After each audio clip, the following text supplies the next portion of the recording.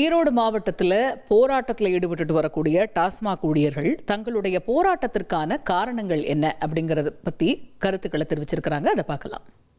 இப்போ புதிதாக அமைந்திருக்கின்ற அரசாங்கத்திற்கு ஆதரவாக இப்போ நாங்கள் போராட்டம் பண்ணிட்டு இருக்கிறோம். எல்லாரும் எங்களை திசை திருப்புறாங்க. அது தப்பு. நீங்க 10 ரூபா வாங்கக்கூடாதுன்னு ஒரு முதல்வர் அரியணையில் உட்காந்துட்டு சொன்னதான் நாங்கள் நடைமுறைப்படுத்துறோம். அதுல மக்கள் புரிதல் இல்லாம அந்த ஸ்டிக்கருக்கும் 10 ரூபா தரமாட்டேன், எம்ஆர்பி 140க்கு தான் தருவேங்கிறப்பதான் எங்களுக்கு பிரச்சனை ஆரம்பிக்குது.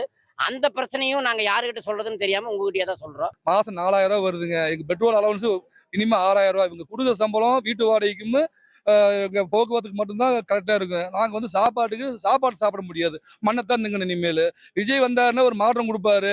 இந்த 2 கட்சிகளும் மாற்றி மாற்றி ஆண்டு எங்களை கொத்தடிமையில வச்சுட்டு இருந்தாங்க. ஆனா இவர் விஜய் வந்தா ஒரு மாற்றம் கொடுப்பாரு.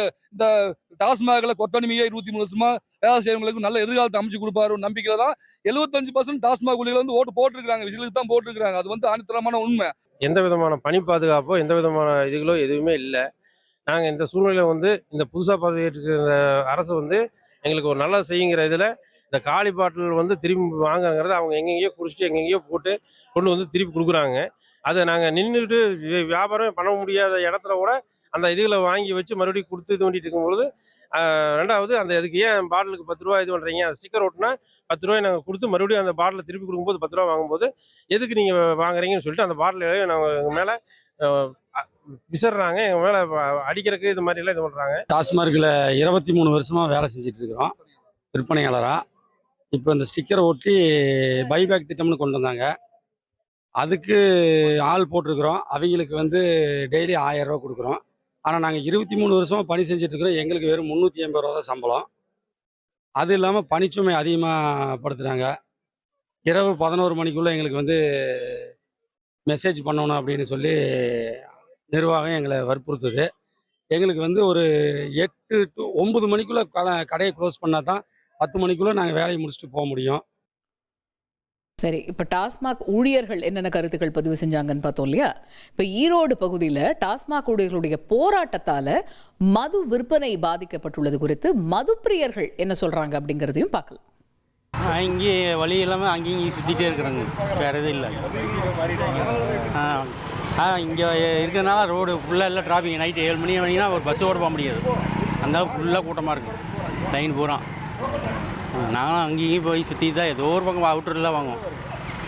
அந்த காட்டுக்குள்ளே அந்த மாதிரி தான் போய் வாங்குவோம். எங்கேயும் கிடைக்காது. கடை இல்லை, 2 நாள் இல்லை. இன்னும் எத்தனை நாள் இருக்குது, எத்தனை நாள் மூடுறாங்கன்னு தெரியாது.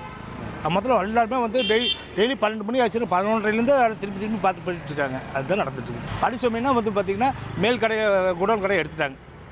மேலே சோர்மட்டிக்கிற வளர்ச்சி கடை எடுத்துட்டாங்க. அதுலேருந்து 3 பேர்த்து இங்கே போட்டுக்கிறாங்க. அப்போ இன்னும் எப்படி பனிசுமா வருங்க?